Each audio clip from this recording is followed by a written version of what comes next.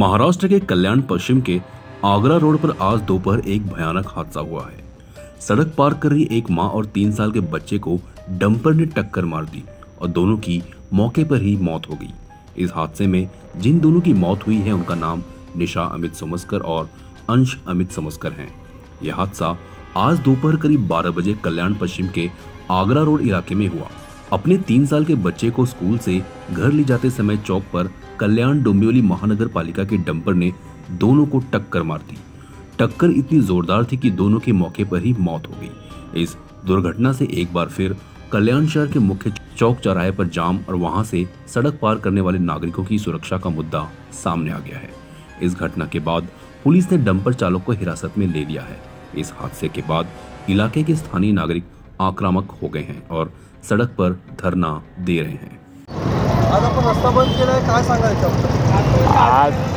आज आता नुकताच एका डंपरनी एका बाईला आणि त्या मुलीला चिरडलं आणि दोघं गेलेली आहेत।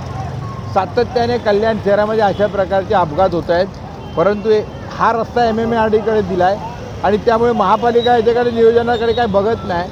खरं ते हा डिवायडर काढले नसते तर हा अपघात झाला नसता। आतापर्यंत अजून वॉर्ड ऑफिसर किंवा महापालिकेचा कुठलाही वरिष्ठ अधिकारी आतापर्यंत ते आलेला नाही। त्यामुळे आज आम्ही या निषेधार्थ सगळेजण रस्त्यावर बसलोय आणि आज हे सातत्याने घडणारे अपघात, परत ट्रॅफिक हवालदार हे इथे कधीही उपलब्ध नसतात। सिग्नल यंत्रणा लावली ती बंद केलेली आहे। या रस्त्यावरच्या आत्तापर्यंत जवळजवळ 10 ते 15 लोकांचे जीव गेले। प्रशासन अजून जागा होत नाही आणि त्याच्या निषेधार्थ आज आम्ही इथे रस्त्यावर बसलो।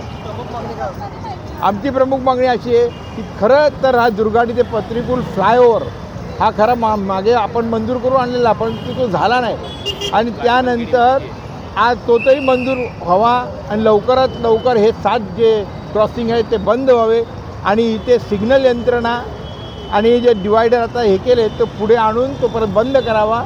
डिवायडर पुन्हा होते तसे लावावे असे माझी म्हणणे।